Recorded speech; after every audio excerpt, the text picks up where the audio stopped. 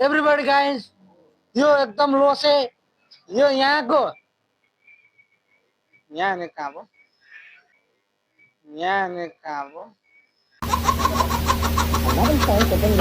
यो कुन ठाउँ भयो काठमाडौँ ललितपुर इमाडोल छेउको साइकल पसलको मालिक एकदम लोसे लफङ्गा लफङ्गा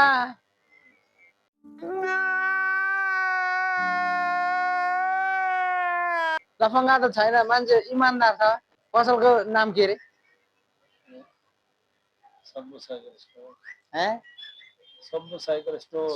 साइकल स्टोर। वाह, नाम सुन्दैन काफी छ मलाई। यति भए माफी छ उसलाई, काफी छ मलाई। यति भए माफी छ उसलाई।